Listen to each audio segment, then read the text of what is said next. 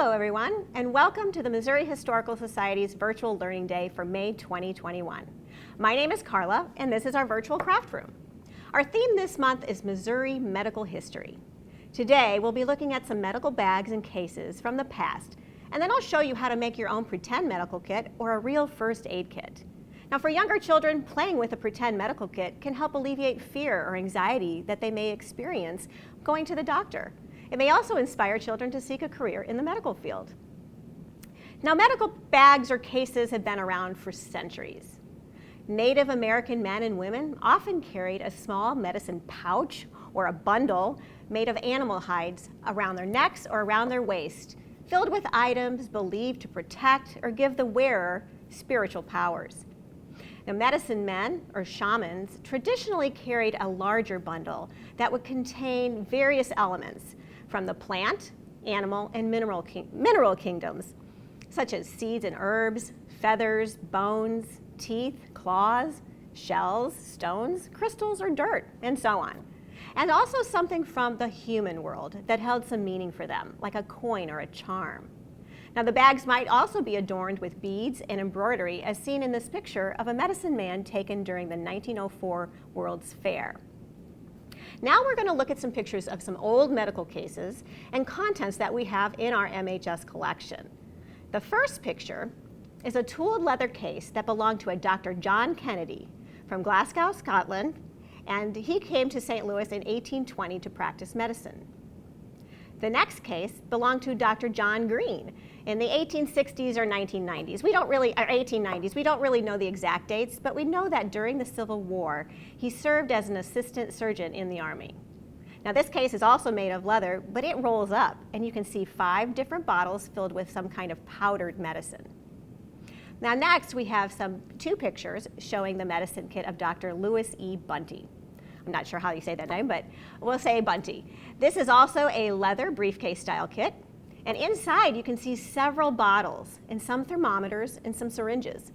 In the late 1800s, early 1900s, Dr. Bunty practiced homeopathy in St. Louis, a pseudoscientific form of alternative medicine where it's believed that disease-causing substances can cure sick people in a diluted form.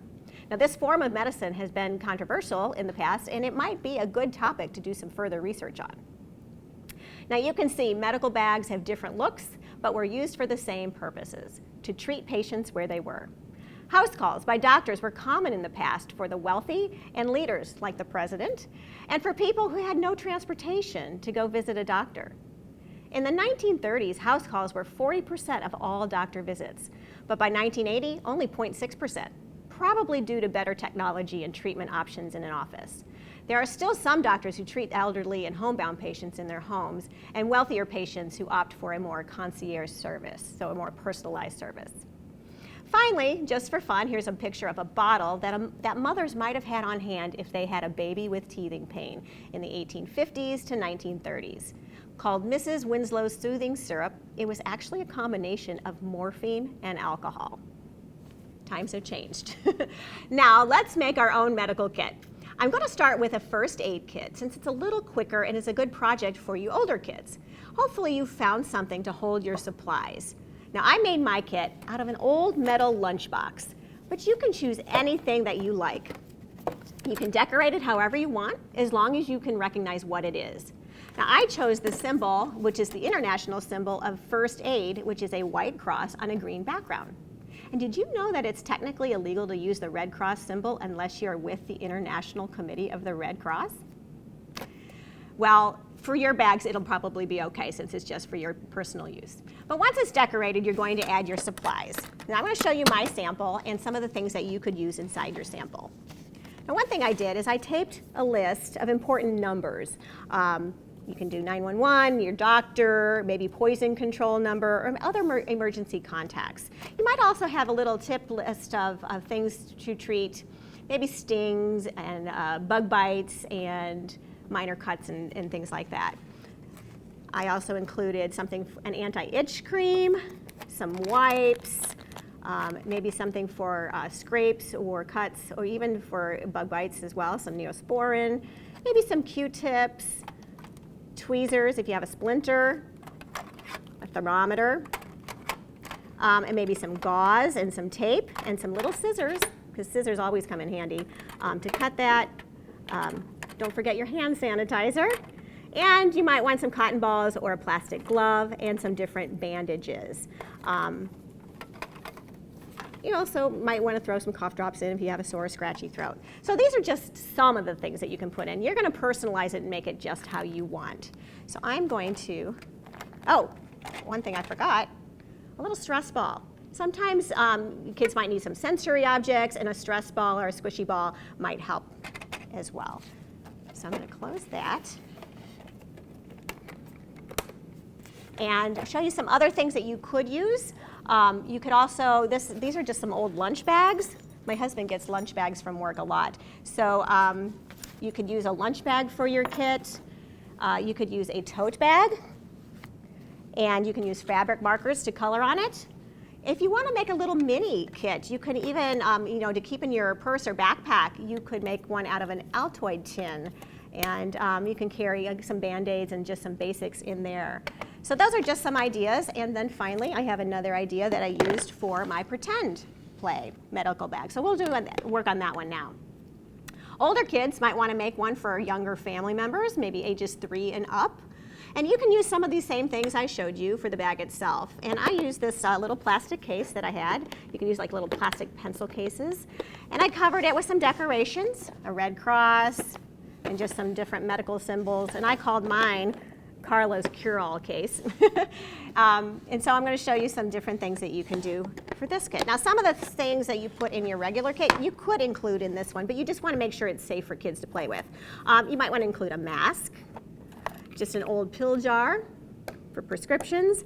Back in the past, you saw that they used some bottles with powders in them, so you might find some old tubes and things you can use like that. Here's a smaller one. I have some plastic tweezers for play. Also some kids' scissors, bandages, a pretend tongue depressor. You might also want to include a pencil and some note paper so they can take notes if they're going to pretend they're a doctor or a nurse. And then a lot of things you might see, other things you might see in a bag might be a stethoscope or a thermometer. Now I am making an old-fashioned type thermometer. Actually, I'm going to start with a stethoscope first. This one, I used an old headband, and I just wrapped it with the handles from an old shopping bag. So these were handles I took from an old shopping bag, wrapped it around, and I secured it with glue. Then I attached a cord, which was also from a shopping bag, and added a little cup. This is actually part of an egg carton. And I put some felt on the back of it. And then I just glued a little heart for the stethoscope and out of craft foam. Then I put some cotton balls. I just took some colored tape, put some cotton balls at the end and wrapped it with the tape, and then also secured the cord with the tape. And there you have your play stethoscope. So put that in our kit. And then you just want to make sure that kids aren't putting anything sharp in their ears. Okay, so now I'll make the thermometer. For this one, I just use a craft stick, red pipe cleaner, a clear straw, and some craft glue. So basically, what you want to put this aside, basically all you have to do is take your pencil, and I took a ruler just to make my lines even, but you're going to just line it up and make some lines. And I would do that before you glue your straw on, because it's a little bit easier to do that. So just make your numbers, and I started with like 0, then I went 20, 40, 60, 80 to 100 degrees. And then I did, you can see the sample, I did Celsius and Fahrenheit on there. So once you have your numbers all marked up, you're just going to take your craft glue. I would take craft glue or maybe some hot glue to really secure it. And you're going to glue your straw down, just like that. And then you'll put your pipe cleaner in, and you'll roll it up at the end so it's not sharp, but then you can adjust your temperature. So when your doctor is taking your temperature, they can adjust it. All right, I hope you enjoy playing with your medical kits, and I hope you find your first aid kits useful. As always, we would love to see your versions. You can post pictures and tag us at #MHSLearn. You can also learn more about St. Louis's medical history by checking out our other videos for this month, as well as many other learning opportunities available on our website. Thank you so much for joining me today, and remember, keep making history. Bye, everyone.